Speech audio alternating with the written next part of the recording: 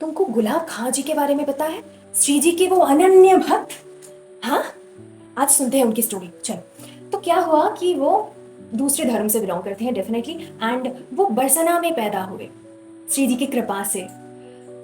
तो हुआ क्या कि वो दूसरे धर्म से बिलोंग करते हैं, बट फिर भी वो श्री जी की जो अटारी है ना, तो वहां पे वो सारंगी बजाते थे। उनको संगीत का बहुत शौक था, तो वो वहां पे सारंगी बजाते थे। उनकी एक बेटी हुई, ठीक है। तो वो इतने सालों से श्री जी की सेवा कर रहे हैं, तो इसीलिए धर्म से ऊपर उठ के उन्होंने उनका नाम राधा रखा। तो धीरे धीरे राधा रानी हमारी बड़ी हुई। उसके बाद वो अपने पापा के साथ श्री जी के अटारी पे जाते, एंड उनके पापा सारंगी बजाते और वो नृत्य करती। वहां पे जो पुजारी थे गोसाई जी, वो लोग बोलते कि तुम हर रोज राधा रानी को लाना है यहाँ पे, कितनी अच्छी नृत्य करती है वो लोग बहुत खुश थे। देन धीरे धीरे वो राधा रानी बड़ी हुई हमारी। तो 18-19 साल की जब हुई, तब गोसाई जी और वहाँ पे जो पुजारी जन थे, तो उन्होंने बताया गुलाब खां जी को कि अपनी बेटी की शादी कर देना चाहिए अभी। उन्होंने शादी की एक अच्छे से मौलवी के लड़के को देख के। देन जब शादी हो गई राधा की, उनकी बेटी की, वो ना बहुत ज्यादा रोने लगे। बहुत उनकी याद आ रही है। अपनी बेटी के अलावा उनके पास और कोई था ही नहीं। उनकी अपनी पत्नी बेटी को जन्म देने के वक्त ही चल बसी थी, भगवत धाम को चली गई थी। तो उनके पास और कोई बचा ही नहीं। वो इतना रोते, राधा राधा पुकारते। सारंगी भी उसके बाद बजाना उन्होंने छोड़ दिया। बेटी की इतनी याद आती थी, इतनी याद आती थी।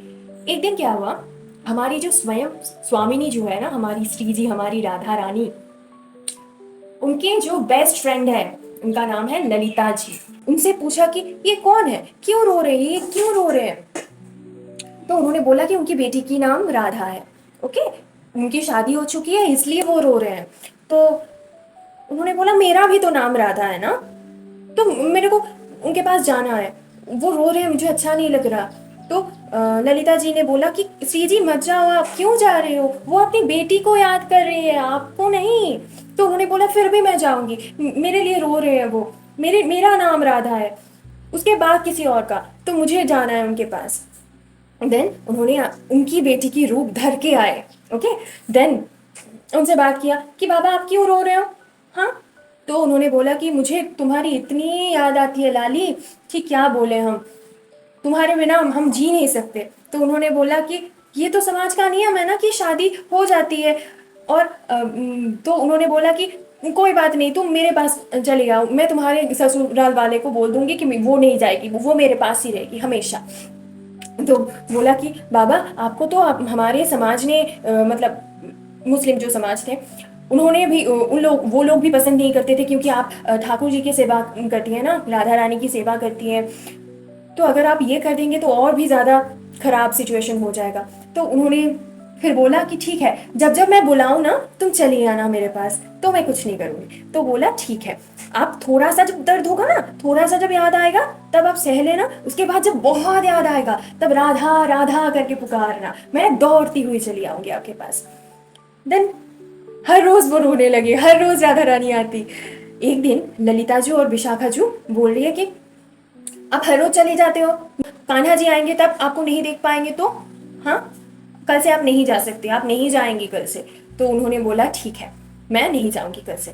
तो उन्होंने क्या किया कि आज जब वो गए गुलाब खां के पास, तो गुलाब खां उनको मतलब ऐसे अपने बाहों में लेने की कोशिश की, वो भागने लगी। ठीक है, मतलब सुबह 3:30 से 4 बजे के बीच में ये वो गुलाब खां बोल रही है अरे लाली तू कहाँ जा रही है, मत जा मुझे छोड़ के। वो भी रोते हुए भाग रही है, राधा राधा पुकारते हुए।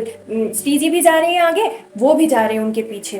तो मंदिर की तरफ ही जा रहे थे। गोसाई जी देखे, मतलब गोसाई जी सुबह ही तो आरती होती है ना।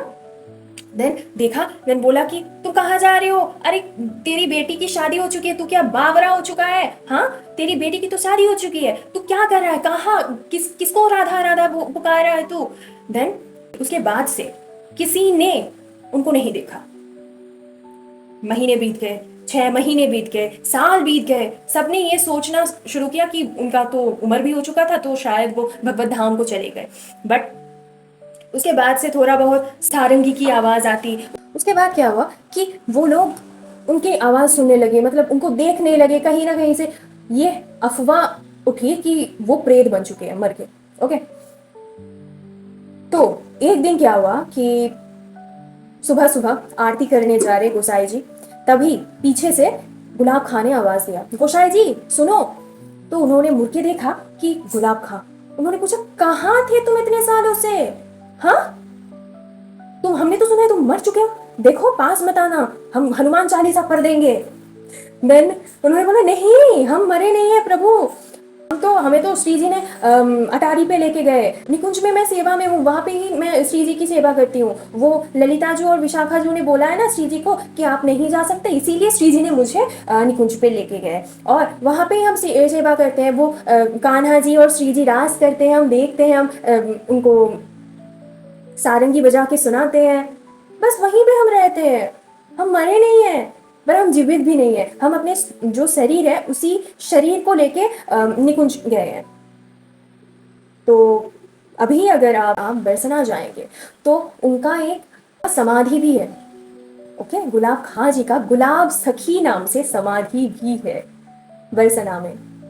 कितनी चाहती है ना श्री जी हमको, कितनी ज्यादा चाहती है यार। राधे राधे।